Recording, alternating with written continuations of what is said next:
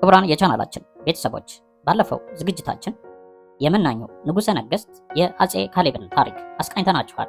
ከአጼ ካሌብ ቀጥሎ የነገሱት ንጉሠ ነገሥት አጼ ገብረ መስቀል ይባላሉ። በዛሬው ዝግጅታችን የአጼ ገብረ መስቀልንና የቅዱስ ያሬድን በዘመናቸው ስለነበረ በጥምረት የምናስቃኛችሁ ይሆናል። አብራችሁን ቆዩ።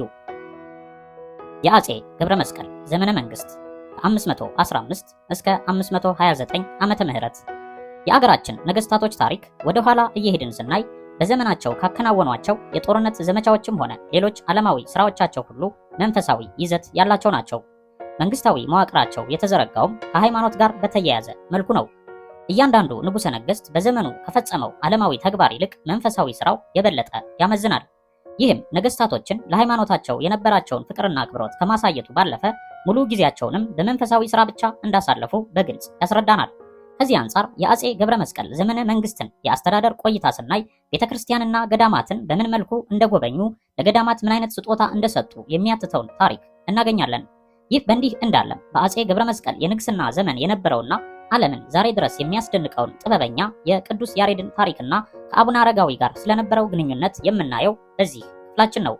የአጼ ገብረ መስቀል ታሪክ ከተሰዓቱ ቅዱሳን ውስጥ ከዋነኛው ከአቡነ አረጋዊና የድጓን ዜማ ከደረሰው ከቅዱስ ያሬድ ጋር የተገናኘ ሲሆን የሶስቱ ግንኙነት ደግሞ በገድለ ያሬድ፣ በገድለ አብርሃ፣ በገድለ አረጋዊና በሌሎች መንፈሳዊ ጽሑፎች ውስጥ ሰፍሮ ይገኛል።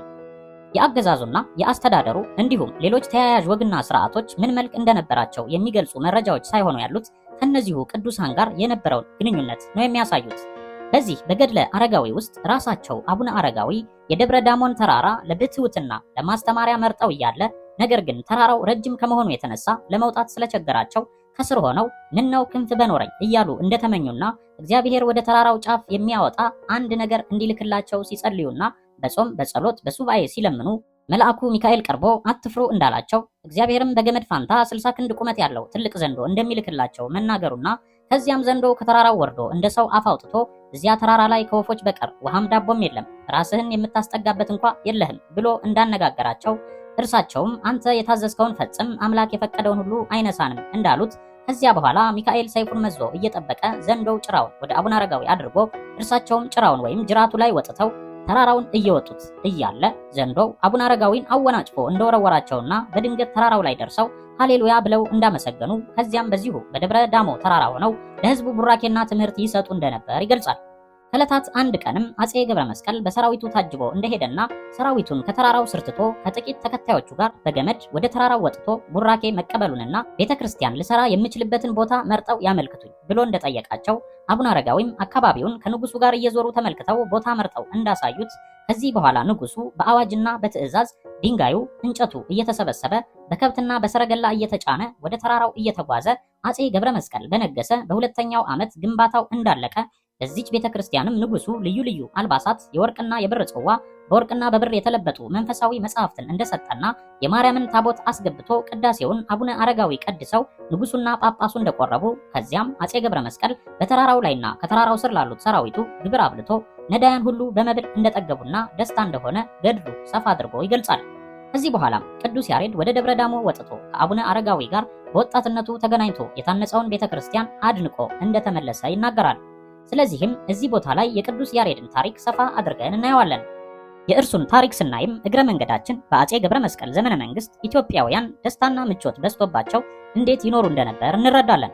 በ505 ዓመተ ምህረት በኢትዮጵያ ምድር በአክሱም ከተማ የተወለደው ቅዱስ ያሬድ በአጼ ገብረ መስቀል ዘመን ንቁ ወጣት ሆኖ ነበር። ቅዱስ ያሬድ በመንፈሳዊ ዜማ ቀማሪነቱ ይታወቃል። በዚህም ከአገሩ ባለፈ በዓለም የራሱን አስተዋጽኦ አበርክቷል። መንፈሳዊ ትምህርቱን ተምሮ ሲጨርስም ሌሎችን በማስተማር ተግባር ተሰማርቶ ነበር።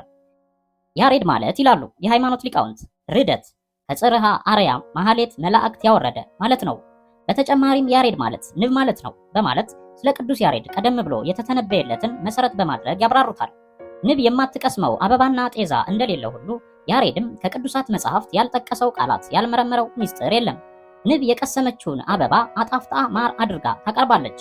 ማሩን የሰው ልጅ ጣፍጦት ተመግቦ ለመድኃኒትነትም አውሎት ቅሪቱ ወይም ሰሙ ደግሞ ለብርሃን አገልግሎት ይውላል። ቅዱስ ያሬድም ከመጽሐፍት የቀሰማቸውን ቃላት አዋህዶና አጣፍጦ በዜማ እየዘመረ የማይናድና የማይፈራረስ ብሎም ከብዙ አቅጣጫ ሲታይ ጠቀሜታው የጎላ ነገር አበርክቶ ነው ያለፈው። በዚህም ያሬድን ታሪክ ሲዘክረው ይኖራል። በትግራይ ክፍለ ሀገር በደስኦ ወረደ ማርያም በተባለች ቤተክርስቲያን በተገኘና በብራና ላይ በተጻፈ ጥንታዊ የመዝሙር መጽሐፍ በመቅድሙ ላይ ግዕዙ በአማርኛ ተተርጉሞ እንዲህ ይነበባል። ከአጼ ካሌብ ዘመነ መንግስት ጀምሮ እስከ ልጃቸው እስከ አጼ ገብረ መስቀል ዘመነ መንግስት ድረስ በመላው ኢትዮጵያ ሰላምና ጥጋብ በዝቶ ነበር። ህዝቡ ጠግቦ ሁልጊዜ ቀንና ሌሊት እየዘፈነና እየጨፈረ በስጋ ፍላጎት ከገደብ ባለፈ ሁኔታ እየተደሰተ እግዚአብሔርን ያስቀይመው ነበር። ይልቁንም የከተማው ህዝብ ጥጋቡን አልችለው ብሎ በመሰንቆና በሌላ የዘፈን ማጀቢያ በእልልታ በድምቀት ሲዘፍን፣ ቅዱስ ያሬድ ደግሞ በሚያስተምርበት ቦታ ሆኖ ዘፈኑን ይሰማል። በዚህ ጊዜ በዘፈኑ ሲያዝንና ሲናደድ አምላክ በጣዕመ ዜማው ዘፈኑን ለውጦ ወደ መንፈሳዊ ዜማ እንዲመልሰው በሰጠው የመላእክት ዜማ ለዘላለም መታሰቢያ እንዲያቆምለት በወደደ ጊዜ በወጣትነት ዕድሜው ከገነት ኤዶም አሮዲዮን የሚባሉ 3 ነጭ ወፎች ልኮ ወደ ጽርሐ አርያም ነጠቀውና በዚያው የሚመሰገንበትን የመላእክት ዜማ ገለጸለት። በዚያም ላይ ስልጣነ ክህነት አደለው ይላል። ከዚያም በማግስቱ ወደ ቀድሞ ቦታው መለሰውና በገለጸለት ጣዕመ ዜማ ምድራዊ ወይም ዓለማዊ ዘፈንን መልሶ ህዝቡ በሰማያዊ ማህሌት መላእክት ፈጣሪውን እንዲያመሰግንና እንዲያስደስት አደረገው እያለ ይቀጥላል። ይህንና ሌሎችን በርካታ ጽሑፎችን መሰረት በማድረግ መርጌታ ልሳነ ወርቅ ገብረ ጊዮርጊስ ጥንታዊ ስርዓተ ማህሌት ዘአቡነ ያሬድ በተሰኘ መጽሐፋቸው የያሬድን ታሪክና የሥራ ውጤት አስፍረውት እናገኛለን። እናም ቅዱስ ያሬድ በአክሱም ጽዮን ሃሌሉያ ለአብ በማለት ድርሳኑን ጀመረ። የጻድቁ የአጼ ካሌብ ልጅ አጼ ገብረ መስቀል ጥዑሙንና ለየት ያለውን ይህን የቅዱስ ያሬድን ዜማ በሰማ ጊዜ ጫማዎቹን ከእግሩ ሳያጠልቅ ተነሳ። መጻምርቱ ወይም ባለቤቱ ንግሥት እሌኒም ገረዶቿን ትታ አብራው ተነሳች። ጳጳሱና መምህራኑ እንዲሁም ካህናቱና የቤተ መንግስቱ ታላላቆች ይህን ጥዑመ ዜማ ያደምጡ ዘንድ በአንድነት ወጥተው ወደ አክሱም ቤተክርስቲያን ፈጥነው ሄዱና አዲሱን የያሬድ ዜማ ማድመጥ ጀመሩ። ያሬድም ከእኩለ ቀን ጀምሮ ጣዕመ ዜማውን ከድምፀ ቃናውና ከድምፀ መሰንቆ ጋር እያስማማ ሲዘምር ዋለ። በዚህ መሳጭ ስራውም የሃይማኖት አባቶችን ጨምሮ የሁሉንም ምዕመን አድናቆት አገኘ። ቅዱስ ያሬድ በጊዜ ሂደት ደጋግሞ በመለማመድ ዕለት ዕለት እያሻሻለና እያሳመረ ከአገሩ አልፎ ለዓለም የሚተርፈውን ዜማ ለመቀመር ቻለ። የዜማ ጥበቡም ከመንፈሳዊ አልፎ በጊዜ ሂደት ለዓለማዊ ዜማዎችና ዜመኞች ዛሬ ድረስ አገልግሎት እየሰጠ ይገኛል። ቅዱስ ያሬድ ከዚህ በኋላ በአንድ ክልል ተወስኖ አልኖረም። በተለያዩ ክፍላተ ሀገራት በሚገኙ ቅዱስ ስፍራዎች እየተዘዋወረ አስተምሯል። ለአብነትም በጣና ሐይቅ ቤተ ሳህል፣ ዳጋ ምዕራፌ፣ ደብረ ሹራና ዋድ፣ ምድረ ሐይቅና ኮሬብ፣ ደብረ ዞዝ፣ ደብረ ኤዛር፣ ደብረ አባይ፣ ደብረ ምጥማቅ፣ ደብረ ግሸን፣ ደብረ ዳሞ እንዲሁም ወደ ሌሎች ገዳማትና አድባራት እየተዟዟረ ብዙ ሊቃውንትንና መምህራንን እያስተማረ መርቋቸዋል። የተለያዩ ሃይማኖታዊ መጽሐፍትንም ጽፎ ለተተኪው ትውልድ መማሪያና ማስተማሪያ እንዲሆን አበርክቷል። ከቅዱስ ያሬድ መጽሐፍት ውስጥ ድጓ፣ ጾመ ድጓ፣ ዝማሬ፣ መዋሲት ወይም መስዋዕት፣ አእጋይ፣ ፀሐይ፣ መጽሐፈ ብርሃን፣ መጽሐፈ ቅዳሴ ይገኙበታል። እንደ መሪ ራስ አማን በላይ መጽሐፈ አብርሂት አገላለጽም ቅዱስ ያሬድ ድጓውን የደረሰበት ሀገር ለብዙ ዓመታት ብዙ መምህራን የተመረቁበት ቦታ በሆነው በቤተልሔም ነው። በኢትዮጵያው ቤተልሔም ማለት ነው። ቅዱስ ያሬድን ስናነሳ ደግሞ ግዕዝ፣ እዝል፣ አራራይ የተባሉ 3ቱን የዜማ ስልቶች አብረን እናነሳለን። ከዚህም በላይ 12ቱ የዜማ ምልክቶች ባለቤቱ በራሱ በቅዱስ ያሬድ እንደተቀመሩ በግልጽ ይታወቃልና ትርጓሜያቸውንና መገለጫቸውን ማየቱ ተገቢ ይሆናል። በየጊዜው መሻሻላቸው እንዳለ ሆኖ እነዚህን የዜማ ስልቶች ቅዱስ ያሬድ በረቀቀ መልኩ እንደተገለገለባቸው የታሪክ ድርሳናት ከማመላከታቸው ባሻገር ዛሬ ድረስም አገልግሎት እየሰጡ ያሉ ናቸው። አንደኛው ግዕዝ። ግዕዝና ቅዱስ ያሬድ ከቋንቋ ያለፈ ቁርኝት ነበራቸው። ስለዚህም ቅዱስ ያሬድ ግዕዝን እንዲህ ያብራራዋል። የልዑል እግዚአብሔር ምሳሌ ሲሆን ትርጉሙም ርቱዕ ወይም አንደኛና የመጀመሪያ ዜማ ማለት ነው። እናም ሃሌሉያ ለአብ ሲል ጀምሮበታል። ሁለተኛ እዝል በዜማ ስልትነቱ እጅግ ጠንካራና ብርቱ በመሆኑ ሊቃውንት ደርቅ ዜማ ይሉታል። ስለሆነም የልዑል እግዚአብሔር ወልድ ወይም የወልድ ምሳሌ ሲሆን በዜማነቱ ከግዕዝ ጋር ታዝሎ የሚዜም ጽኑ እና ጠንካራ የሆነ ምስጋና የሚደረግበት ነው።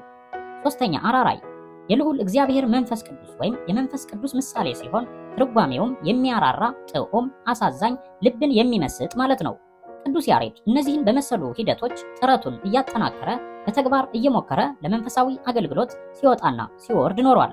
በዚህ ተግባሩም እጅግ ስኬታማ ነበር። እነዚህም ሆነ ሌሎች ነገሮች መሰረታቸው ቅዱስ ያሬድ ሲሆን ለዛሬው ቅርጽና ይዘት ግን የበርካታ ሊቃውንት የየዕለት ክህሎት ታክሎበት ጠንክሮና ዳብሮ ይገኛል። በመሆኑም ቅዱስ ያሬድ የደረሳቸው የዜማ ምልክቶች ትርጉም የሚከተሉት ናቸው። ቅናት፣ ጌታን በቅናት አይሁዶች ለመያዝ ማሰባቸው። ይዘት፣ ጌታ ወይም ኢየሱስ በአይሁድ ጭፍሮች ስለመያዙ። አዙር፣ ጌታ ከሐና ወደ ቀያፋ ከጲላጦስ ወደ ሄሮድስ መመላለሱ። ጭረት፣ ጌታ በግርፋቱ ሰንበር ጭረት ማውጣቱ።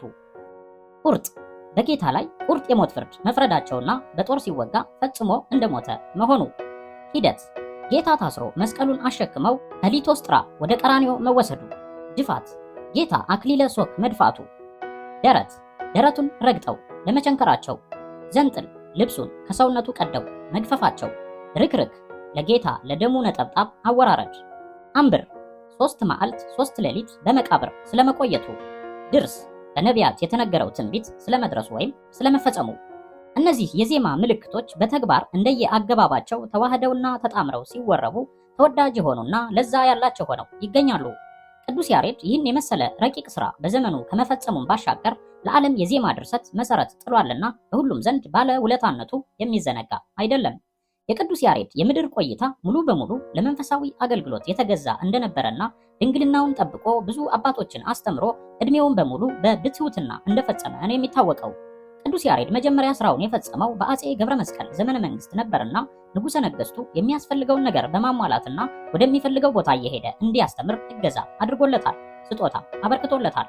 ከዚህ በተረፈ ስለ አጼ ገብረ መስቀል በውጭ ሀገር ጸሐፊዎች ዘንድ በጥቂቱ ስሙ ሲነሳ ይኸውም በቆስጠንጥንያ ንጉሥ በዩስጢኖስ በአጼ ካሌብ መካከል ቀደም ሲል ወዳጅነት እንደነበረ ሁሉ አሁንም በአጼ ካሌብ ልጅ በንጉሥ ገብረ መስቀልና በዩስጢኖስ ልጅ በሆነው ዩስጢኒያኖስ መካከል እንደየ አባቶቻቸው አይነት ወዳጅነት የነበራቸው መሆኑ ተጽፏል።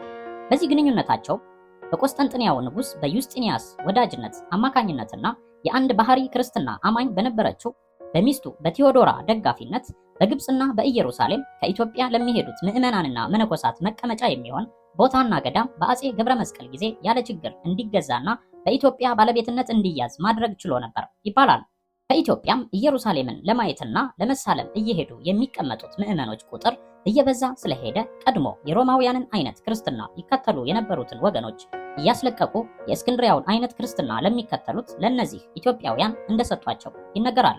አጼ ገብረ መስቀልም በዘመኑ ወደ ኢየሩሳሌም መሄድ ቢፈልግም በንጉስነቱ ምክንያት ሳይችል ስለቀረ ገና በወጣትነቱ የመነኮሰውን አባ ሙሴ የተባለውን ልጁን ወደ ኢየሩሳሌም ልኮት የአባቱ የአጼ ገብረ መስቀል ወኪል ሆኖ ዘመኑን ሁሉ የክርስቶስ መቃብር ባለበት በጎለጎታና በቀራንዮ አሳለፈ ይባላል።